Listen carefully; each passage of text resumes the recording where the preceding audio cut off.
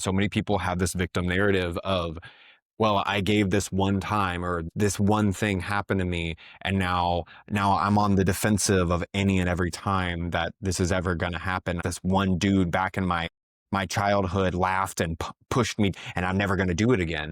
Hey guys, welcome to episode 15 of Building Conscience, the Jaguar and Jay. On this episode, we talk about giving and what gets in the way of giving. We talk about what you can give right now in this very moment. We talk about finding more depth in life and getting in touch with nature and being in consideration of the all, because it always comes back to us anyways. You're not going to want to miss this. Stay tuned. So I had this really cool experience, man. A friend, Kat, I met her in a mediumship class, and I mentioned to her how, Faith and I, we decided to, you know, to go our separate ways, right? We're still cool, but like about the fact that, we're friends and, we're taking a step back and going about our lives. She was like, you should talk to this lady. She's really good at doing like entity clearings and stuff like that. And I checked out her story. She just invented this thing. She calls it a higher self reading. So connect to your higher self. I did this reading. It's like $55, worth every cent. And for 30 minutes to an hour, I felt her connecting to above one of my higher chakras. And I felt this energy, something being connected to a higher aspect of myself. Anyways, what came out of it was a lot of clarity on the relationship and what it is that my soul has been wanting. And that's been super, super helpful. What she was saying was that my soul really is requiring more depth in life. And ever since she said that to me, I felt a sense of peace, because it was like, that's, it's just something in one word's depth, whether it was a relationship, whether it's a career, that is literally what it is I've been looking for. And that has helped put so many things in its proper perspective. So that was just a couple days ago, right? Yeah, it was a couple of days ago, man. Whenever I've broken up with someone in the past, I've always had like these questions and ifs, ands, or buts, or what ifs. And, I had those, but after I had that reading with her, the sense was like, oh yeah, that tracks, that makes sense. But also too, it's like this idea of like more depth into my life, being with what's right now and where's the depth in my life right now, like with the podcast, with where is it within my work and my field, where is it just in, every conversation that I'm having. That's been great for helping me stay present. My question around it is like kind of what you just started touching on is like, where have you already started seeing more depth coming in? And I guess where are you seeing that you haven't really been having as much Yeah. depth as you would like? So it's funny, right? Because she said that, and then ironically, Faith and I were catching up and, just talking about stuff. And her and I have both been reading up on AI, and the things to look out for as AI starts to replace jobs, and like what do we do and what should we prepare for. And honestly, we had one of the best conversations that we've ever had since knowing her. This is literally what I've been looking to, call into our relationship. And we just did that without all the pressure of being boyfriend, girlfriend, and just being friends. We had this super great talk about AI and like how we know we need to be in a position to lobby for AI, like AI laws, so that AI, as we develop it, we do it responsibly and do it in a way to where there's integrity with whatever's that we're creating. Yeah. I think it's so important for us to live in consideration of other people. Mm, For such a long time, I think so many of us have been stuck in this me, me, and always me and mm, only me kind of thing, mm, that it's separated us from actual consideration of other people. So many people feel separated from nature, yeah. that like going outside is a dirty thing. Like, oh, you got to get clean. And like, I understand like taking a shower when you get sweaty and stuff. Like I take showers every day, of course, but like this idea of like dirt being dirty, Mm, I don't like it. Like dirt is not dirty to mhm, me. And like when I go from there, because like dirt is what gives life to plants, and plants is what gives life to the herbivores, which gives life to carnivores. And we, of course, feed off of any and all of it. mm, But it's the structure that it's in balance because everything is in consideration of each other and in balance with itself. yeah, And when we're able to do that, things flow so easily. And when we don't do that, when we just live for like our gain, for what can I get out of this? What will I be getting out of this? How is this going to benefit me? It gives everything such a dark twist, I guess, yeah, that I'm just gonna build all this simply because I can without thinking of, well, who and what is this going to affect? Who and what is this going to affect down the road? And this is an old Native American proverb that I know I've quoted on this podcast before, but the it when I read it, it wasn't attributed to anyone specifically that I remember, but it was saying that it's not until the last fish is caught, the last tree is cut down, Mm, that they realize that they cannot eat their money. hmm, And so, so many of these things that we're doing, how much are we damaging just for the sake of quote unquote progress? yeah, But you talk about like the ancients and ascendant masters, and in my studying in both ancient history and in like the spiritual realm, I've started seeing and recognizing that so many ancient people knew stuff and knew things that are way beyond our imagination. And we discount them because we have phones and we yeah, think that because of our technology, the things that we've built, that we are automatically higher than and better than or greater than. And yeah, an ancient person might kind of freak out when they see this and be like, what the hell is that? I think about the things that they remember, the things that they're in consideration of. yeah. What what can we do to get back in touch with nature? For me, it's spending time in nature. I love that I've got this dog and he's going to be turning 4 in a couple of Mhm, months. So for the last 4 years, it's been forcing me to go outside. mm, For the first couple of years of his life, I didn't have a fenced in backyard, so I had to take him on walks all the time. And so getting in nature just physically and seeing it and being there in it is that first step just to be part of it. And then stillness in nature, appreciation for and looking around and recognizing how much harmony is there. mm, Like when was the last time you just went into the woods and just sat still and listened and watched and like saw how beautiful everything is and just listen to like the orchestra of nature that's all around us mhm, and how nature responds to the things that we do and we respond to it. And animals are constantly responding to shifts and changes because these things are in balance.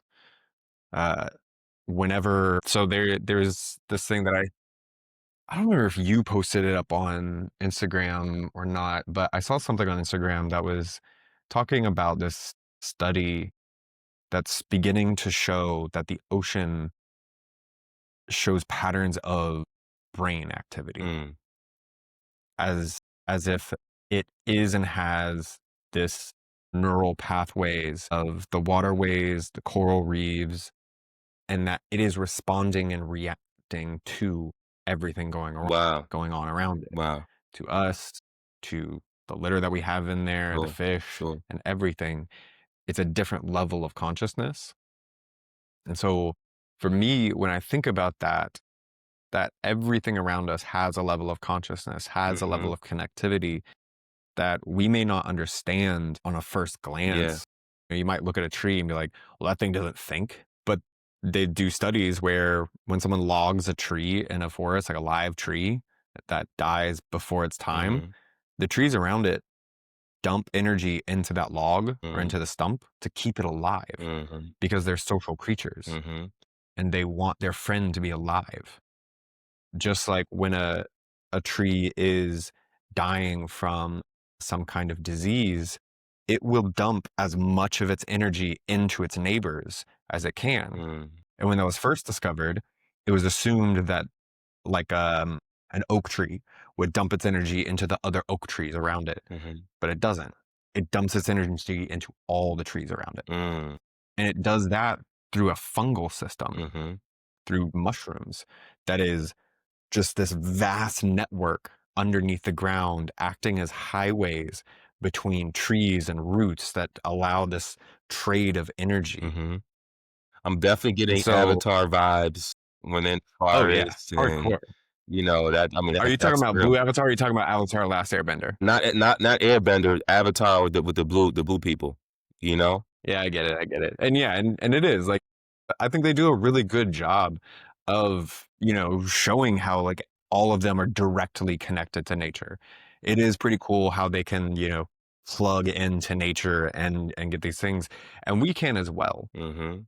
When I was working construction, I think I was probably 21 or 22, so that would have made it like 11 or 12 years ago, was the first time that I touched a tree and I felt its consciousness. Mhm. It was a tree that I noticed that a branch had been broken off in some way, and it just looked rough. Like it looked like someone had just like ripped an arm off or Mhm. something. And I touched this tree, and immediately I was aware of pain. Mm. I wasn't in pain. I couldn't feel the pain, but I was aware of pain. Mhm. Whoa. And I took my hand off, and the knowledge of that, but that awareness of pain was no longer there. So like that was a very strange experience for me at the time. But I've done it several times. I will go up, I will speak to, and I'll just touch a tree, and different awarenesses will come to me. Mm. Not like a regular conversation like we are having, because they operate on different levels. And as we've talked about on this podcast before, intuition, feelings, all of these things are ways that the divine, God speaks to us. Yeah. And those are ways of connecting to other things on a psychic level. It might not be words coming out of the ether, but it's these knowings. For me, a 100%. lot of times it's these knowings. For 100%. other people, who are more sensitive in other ways, it might show up differently. Yeah.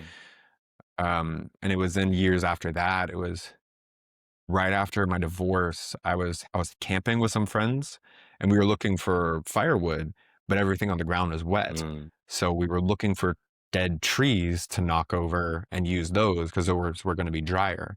But it was getting really dark. And the darker it got, the harder it was to tell with flashlights which ones of the trees were dead. And as we were walking and talking, I'm just touching the trees and going. And then all of a sudden I touch one and I realize that tree's dead. Mm. And I push it over. And I realized in that moment, just by touching the tree, I could tell which one was alive, which was dead. So I started walking through and touching these trees and telling my other friend, this one, keep going, this one, keep going, this one, and just start like grabbing the trees and recognizing, okay, this one's dead, this one's dead, this one's dead. And so we were able to pull out and like harvest a bunch of dead trees. And they were all dry.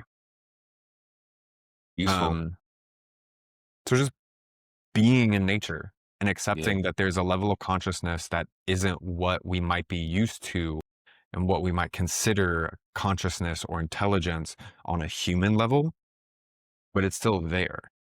I've got houseplants and they're wonderful. I've got a monstera, I've got a snake plant, I've got two money trees. And like how you touch them, for me, I just stare, I look at them, I stare at them, and I'm able to connect with the energy just by like gazing at them. And it's great because while they are alive, they each have their own essence and energy and they have messages.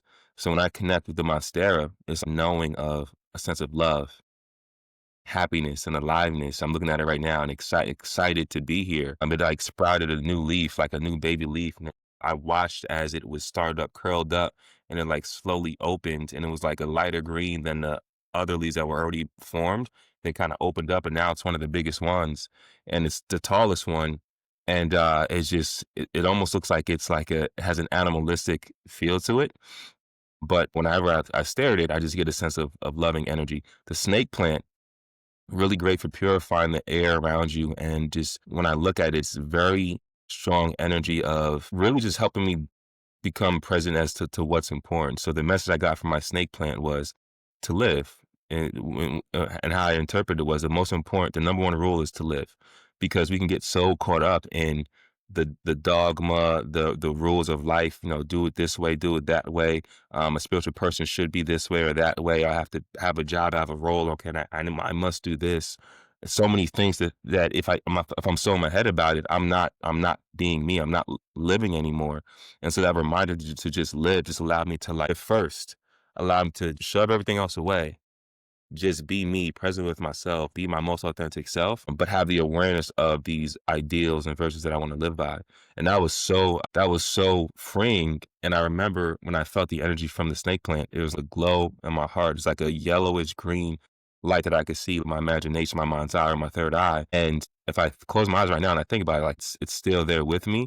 And I remember being in an office meeting the next day, And being in this meeting in this boardroom where we're talking about business, getting things done, and sometimes the emotion can be taken out of the situation. And I remember I just closed my eyes for a second, and I just remember just live, and this sense of aliveness kind of came to me, and I felt I was able to transfer into that conversation and just into that experience of just being alive. And so the trees, the plants, the fungus, they have so much wisdom that we can benefit from, not just from consumption, like literally just from touching the tree or looking at the plant. If you don't have house plants, I would highly recommend them. I went most of my life without house plants, and now I love them. And I've had two or three that they weren't doing so well at some point. And there's something now about, being in consideration of life. Like, wow, this plant it's a living, breathing being that has its own essence.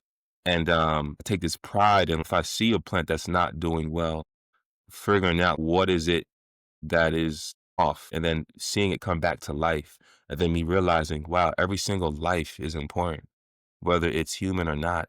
Every life is important, and remembering that and thinking about like, wow, I care about these plants so much. Like, how can we, as a species, just go out and just deforest a whole entire rainforest or most of a rainforest for capital gain? Like, it's like this is life that we're taking, and I do believe there's a symbiotic relationship.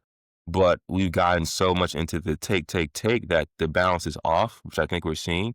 And it's like if we're taking from nature, we have to ensure that we're giving back even more to keep the harmony and balance between everything, so that we don't have situations to where whole ecosystems and species are in danger. So there's definitely a balance that we need to be aware of. I've seen videos on Instagram and social media about just getting dumped right into the ocean.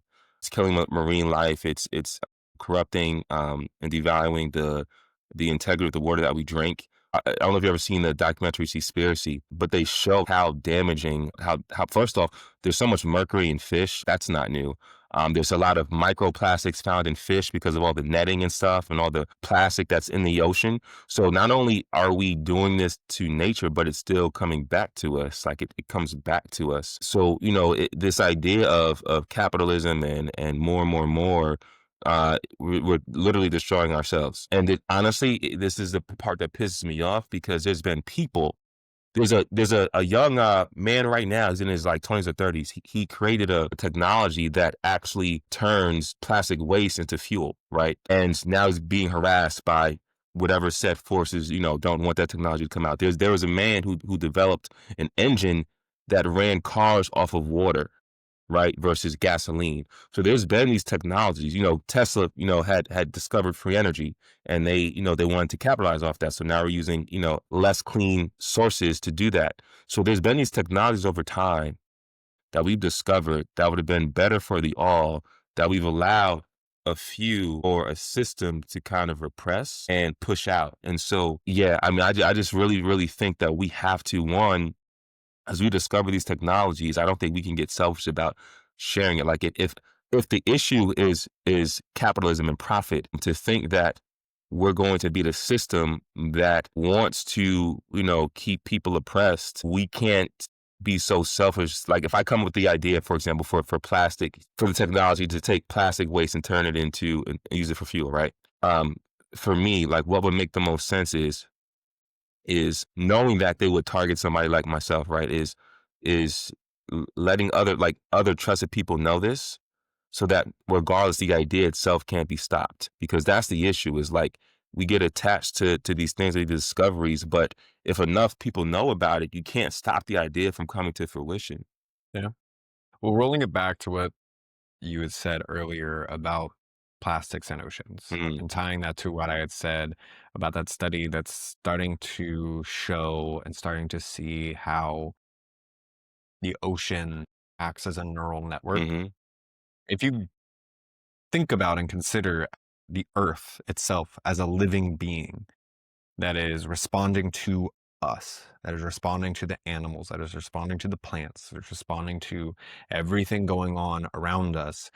First off, that living being has been providing for us for our entire mm, existence and providing for us and all these other things.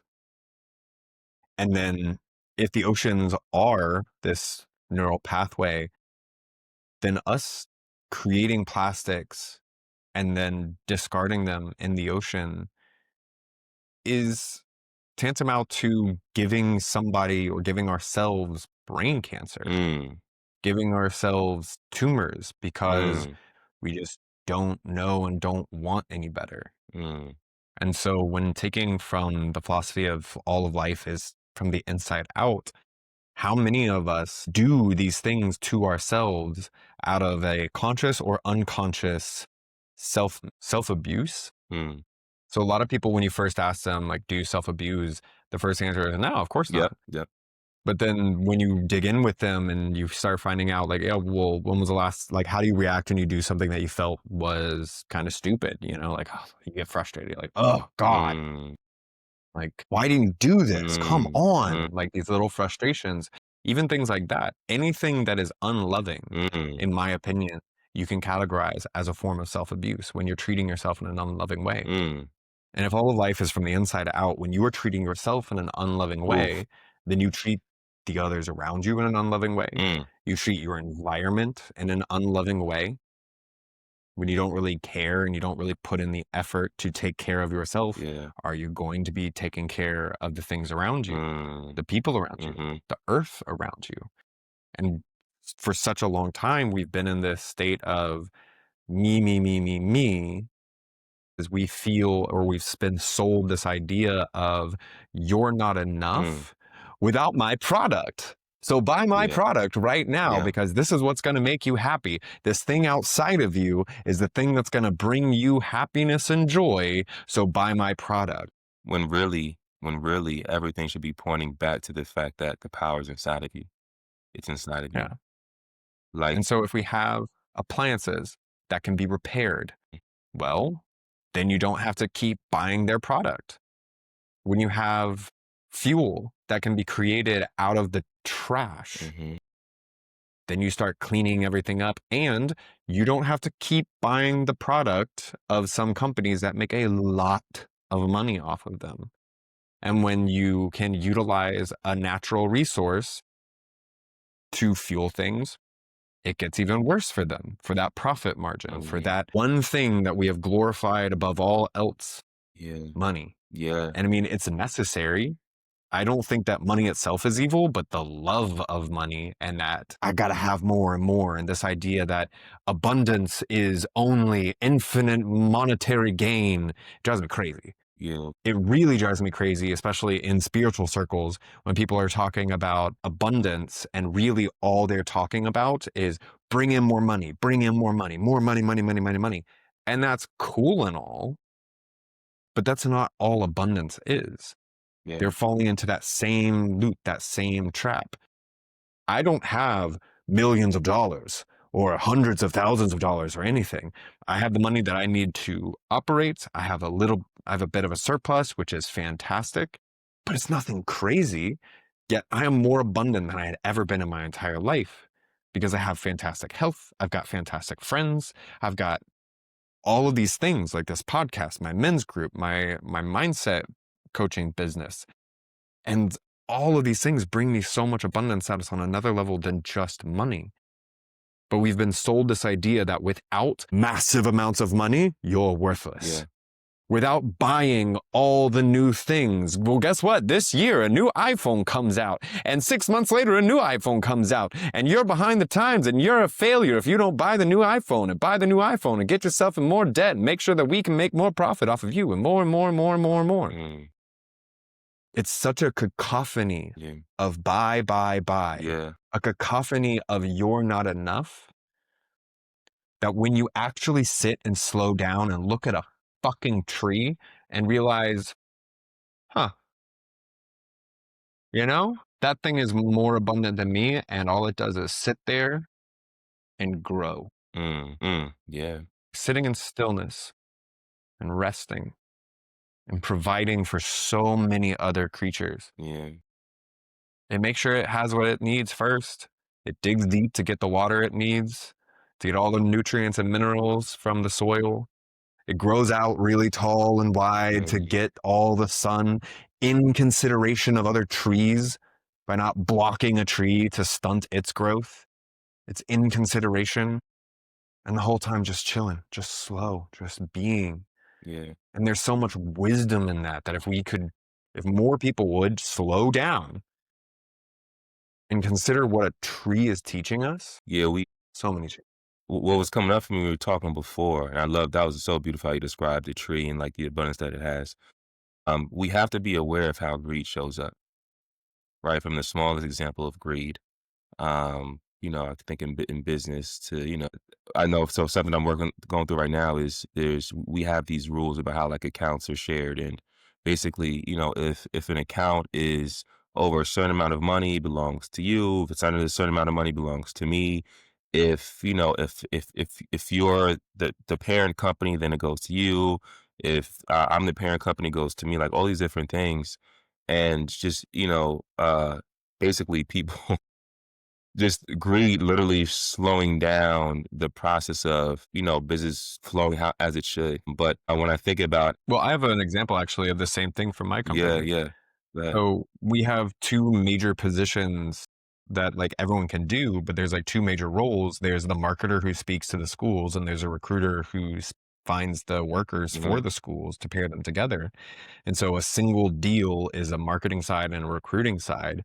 And so it's a point 0.5 and a point 0.5 creating one whole deal. mm, So if you find the school and find the person, you have a deal on all on your own. And for a while, we were able to find a job that wasn't necessarily in our purview, pass it to somebody else, and still get half of that half. So a mm, quarter, you get 0.25. yep, And so the person receiving it does a little bit more work mhm, for a little bit less, but they're on point for that. And then they can continue to grow that mm, and incentivize the person passing it to give it to somebody to do something with. But we took that away a little while ago. damn, And that Passover business died. yeah, And we just had like a sit down roundtable with my company that somebody from the executive team came and was like, "Hey, we want you guys to express how you feel about this, mm, and everything else that's going on." And that was a big one that got brought up. mhm, That few people admitted in the meeting that like, when I get these, I don't pass them to people. I let it go because it's not going to benefit me. mm, And on one level, that's a very selfish attitude of just kind of like, well, I'm not getting anything from this. Go on.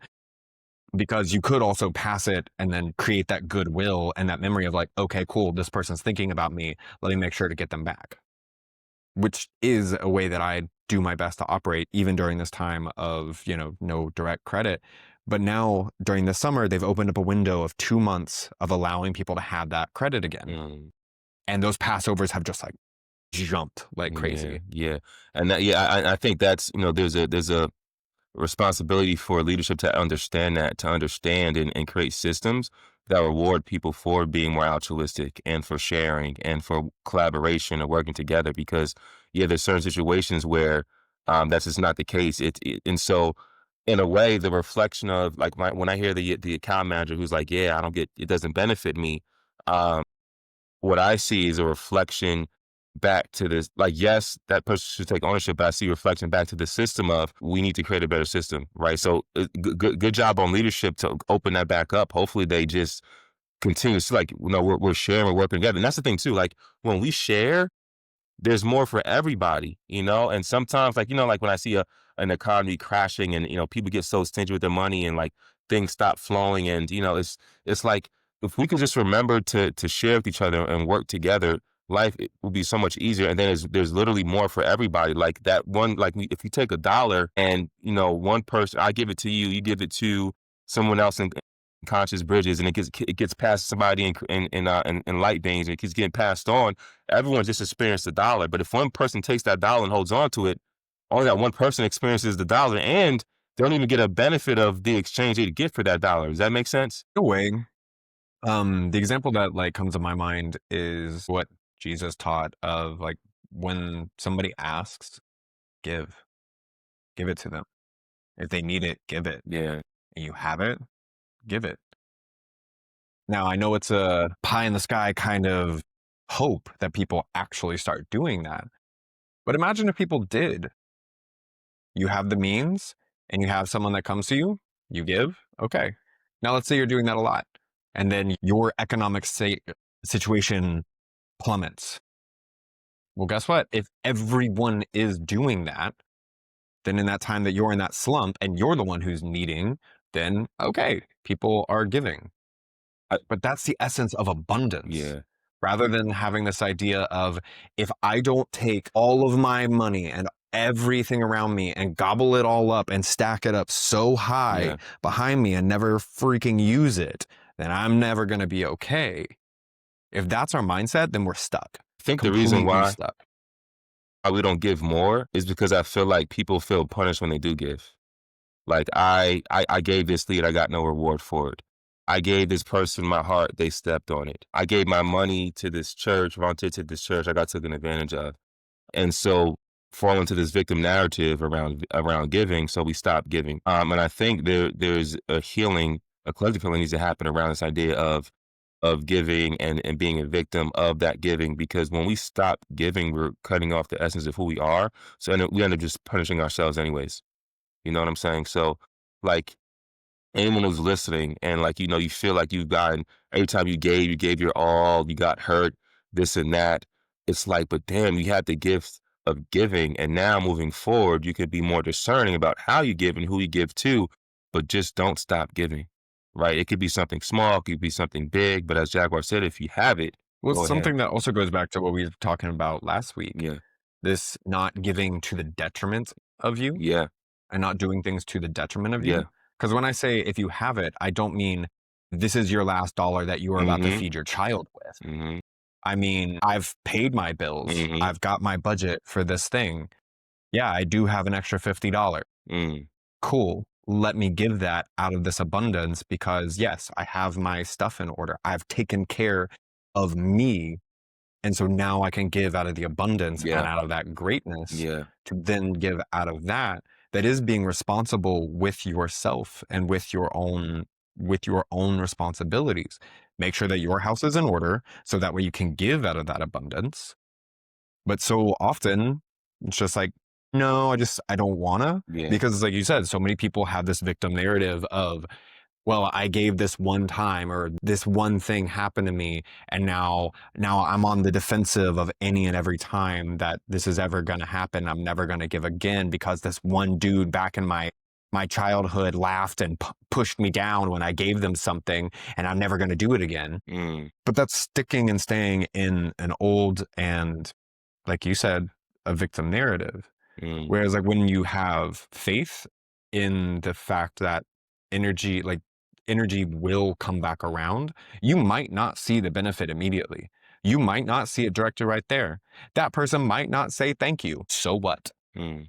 In my experience, the more I have actually leaned into this practice, giving every time that I can, giving when I have the opportunity, I see them coming back in different ways. Yeah. The best examples that I have is about, I would say maybe 8 or 9 months ago. I had finally started just giving as I could. Mhm. So if I had cash on me and a homeless man was there and was asking, yeah, okay, here you go. Mm. Or if like a charity worker was asking for something and I knew that I had a little bit of excess, okay, there you go. I started with this practice and I wasn't looking for these thank yous. I wasn't looking for them to be like, oh my God, bless you or anything like that. I was just trying to give and going about my day, Mm. help their life be a little bit better because once I give it to them, it's out of my hands. Mm. It's not their prerogative to do anything for me. But the thing is, I got a letter from the IRS and at first I was like, then I opened it up and that letter was, we owe you money. What? Okay. They had never paid me and my ex-wife the final stimulus check from years back from COVID. And I get this letter that's like, hey, we owe you money. I was like, cool. I was about to tell her immediately, but I was like, you know what? This could still take a while. Yeah. And it did. It took a little while. And I kind of let it go. I was just kind of like, you know what? Maybe I'll get it. Maybe I won't. But I continued this practice. Mm. And I got little blessings here and there. And then out of nowhere, there was this gap of me going on one of the Sacred Sons trips. And there was a little bit of money that I needed to be able to do it, but still be responsible with my money. And I was like, I'm not sure where the money's going to be, where it's going to come from, but it's going to be there because everything else had been budgeted out. And then all of a sudden, I get that stimulus check. Mm, And once I got it, I was like, oh, dope. And then once I split it in half and sent the other half to my ex wife, what remained was what I needed for that trip. that's dope. I love that, man. I was just thinking about as you were talking, so you said earlier, and like why we don't give more. And I think one of the reasons why we don't give more is this idea of like we haven't taken care of ourselves yet. So that's why I think it comes coming back to self care. Like it's so important that we do take care of ourselves, like emotionally, spiritually, physically, and financially as well. Making sure we have our stuff budgeted because when we do those things, it is so much easier to just naturally give. But a lot of people feel like I've always felt like I was this humanitarian, right? Had these big, bodacious things on what I want to do with the world. But in order to do certain things, like there's a level of success and momentum and resources that need to be accumulated to be able to do those things. So on one end, it's like, yes, give what you can, not at your detriment, give what you can. At the other end, it's like, man, like damn, to there's so much that goes into this vision that you need to be able to give to yourself and build and make connections with others and have momentum and make successful decisions after successful decision just to get to the point where we can give at a much higher level. And most people, they do want to give, like at some level they do want to give, but maybe at some level they've given up on it through hurt, pain, and then sometimes we'll see somebody else doing anything that we want to do and then like throw a shot at that person like, oh, he doesn't really mean it, or he's just doing it for clout. Maybe that's true, maybe it's not. But sometimes that's also a reflection of, I think, the thing that we want to do that we see somebody else is doing, right? And so I think we want to give. I think we put these barriers up to giving, right?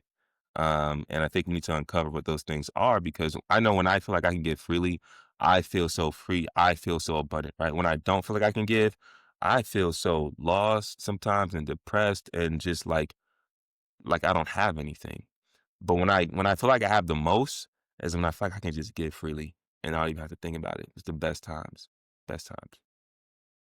So, a practice that I want to encourage everybody listening to try if you're in this space of like, this is ridiculous, I would never do this, or I don't want to do this, or if it's I want to give, but I'm not in the financial situation and I haven't taken care of myself all that well to do it. A super simple practice to get started is giving compliments. Mm, They are free, mhm, but 100%. they act still energetically in Mhm, this similar way. 100%. So I've started making a practice of honestly complimenting people on what I can. Mm, And it's not like I do it with everyone. I would like to continue building it to where like it is just a very automatic thing. yeah. I do still think about it like at times, but it has become this honest thing of like, hey, I really like that shirt. Mm, I like your bag. You're mm, really pretty. mm, You have really cool hair. mm, Whatever it is. But the practice is say the compliment, walk away. mm, Don't worry about the reply. Don't do it for whatever compliment's going to come back to you. Just offer the compliment in honesty, walk away. Especially when it's like coming from a man to a woman. Give the compliment, leave. Because one, if you're not trying to hit on them, that's going to come off as hitting on them. And like two, it's also it has become like one of the most interesting ways of I've complimented a beautiful woman, walked away, and they actually came back around to me to be like, hold up. I was like, oh, I wasn't even trying to do anything. And like, yeah, I know that's what got my attention. But that honesty of just giving this compliment and walking away, energetically, it's doing the same thing as giving money because giving a gift energetically is giving this beautiful thing and this healing. And because we are all part of this same thing, we are one. yeah. Giving to you is giving to myself 100%. energetically. To give is to receive. The So to just build the yeah. practice, start by giving compliments, just honest, small little compliments. The best gift you can ever give somebody is your presence. The best gift is your presence, your existence. And I know in today's society, right? We look at dating and like it's like, oh, I thought it was about money or what you can do for me. Like that is such bullshit. And like the more that we can come back to the simple fact of it's our presence is the present. So we can be with somebody, be present with them and like give them your full on attention and like ask them questions that help them to see more into themselves. ask them questions that help them reflect more and embody more of their higher self, like that is such a gift when you can help them think through their goals and dreams and visions for what they want to do in this lifetime, how they want to contribute back. Like that is such a gift when you can help them take their vision, make them to reality because of your presence in their life. That is such a gift. And, so that's just definitely something to know. And like the more you can know that, and a good misaligned example of that is like when you see somebody react to like, say, like Michael Jordan walks into the room, it's like, oh shit, that's like Michael Jordan. Like it wasn't like, he didn't give you anything outside of like he walked into the room, his presence, his aura, right? And so, I think that's a misaligned example because, maybe putting somebody on the pedestal, but literally like Jesus, for example, he would literally, and I believe it's 100%, like people would just be in his presence and get healed because his aura, his vibration was so high, his vibration was so aligned with truth that when you were around truth, you just had to come in line with that, right? And so whatever was not that had to just leave the room, right? So again, and I'm seeing this I too, would like want to add on to yo, that and please, say that yes, and it was their openness. It 100%, was their belief and their faith yeah, in that healing. yeah, Because it's not like everyone who came around him was immediately healed. mm-hmm, Plenty of the like Pharisees and all the other people, detractors, they were not there getting healed because they didn't believe that it was even possible. That was a thing. They were stuck.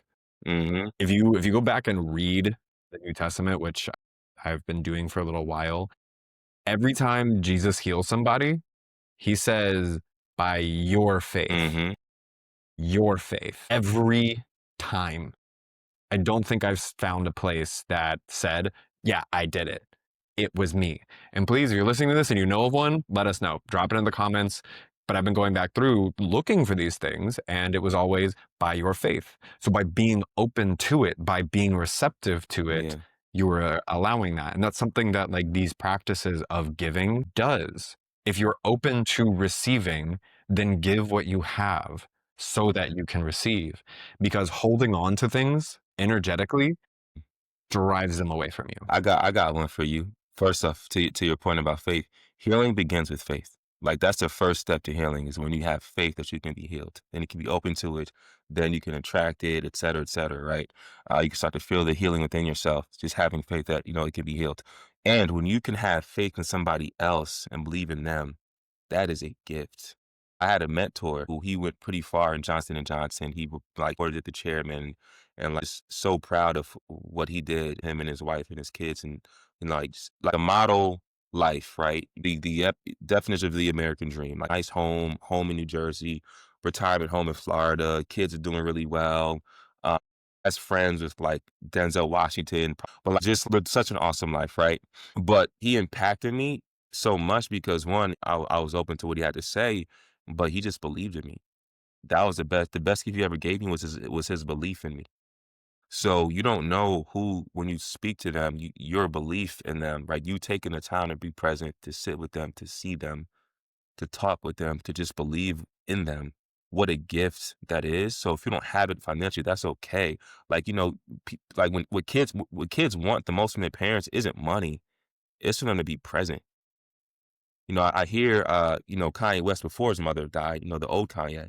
And I watched a documentary of was it Yeezus or whatever, is it Genius or something, whatever that was on Netflix. And I was just so in awe about how much belief and like how much life Kanye's mother spoke into him. Like that was the best gift. Like if you ask me why I think Kanye grew up to be so confident, it's because his mother just believed in him so much. So That's a powerful thing. yeah. Somebody else's support and is a lot of times that can help us.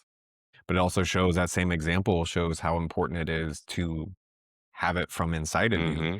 Because once she died, Mm-hmm. lost his mind. He lost that center. He Yeah. lost that thing that he was using as his rock, Mm-hmm. this thing outside of him. Mm-hmm. So, yes, it is a powerful thing. It is a beautiful thing. But if you're reliant on other people, on 100%. someone else's belief, and you can't do it for yourself, Mhm. then the moment that like that gets shaken or that goes away because death happens or circumstances in life happens, things move, people move, then if your belief isn't coming from within you, it's going to get rocked. It's going to fall apart. At Yeah. least that's how I see it. No, I mean, from the inside out, man, that's the most sustainable way of anything is it come from the inside out. Yeah, man, no, this is great. Okay. Dive in. Thanks for tuning in to Building Consciousness with Jaguar and Jay, where we explore spiritual concepts and aim to break them down in a practical way for everyday use. If you enjoyed today's episode, don't forget to like, subscribe, and hit that notification bell so you never miss out on future content. If you have thoughts or questions, drop a comment below or connect with us on Instagram, jdoss545 and build_with_Jaguar. We love to hear from you. Until next time, stay curious, stay inspired, and remember, we are the authors of our own reality. This is Jaguar and Jay, signing off.